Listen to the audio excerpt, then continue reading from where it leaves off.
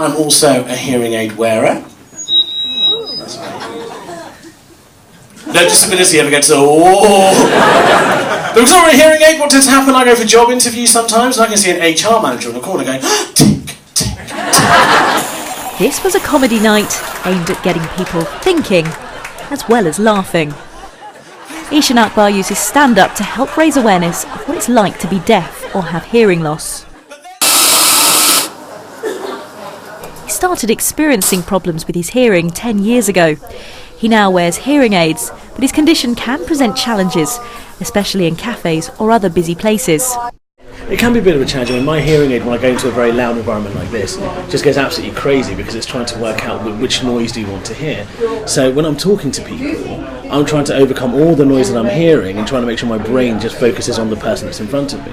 And sometimes it's not always possible. He says it becomes even more of a struggle when there's a lack of awareness. I've had people say to me, you don't sound deaf. I've also had people say to me, you don't look deaf. And you're like, well, I don't know what any of those things mean.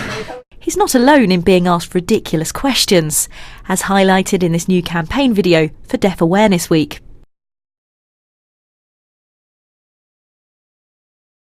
People always try and talk to my hearing aid, so rather than to my face, they kind of come round the side of my head and try and talk to it like it's its own person. Careful, he's deaf. It's okay, it's not contagious.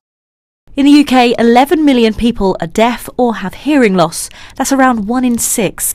And a recent poll found that nearly 9 in 10 felt there was still a stigma surrounding it. It is a really big problem. 11 million people with hearing loss, often feeling very isolated. But the good news is just how simple the solutions are.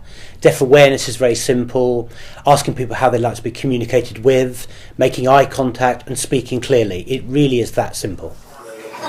Ishan says he'll do all he can to help raise awareness, even if it does mean he'll end up with slightly less material for his stand-up routine.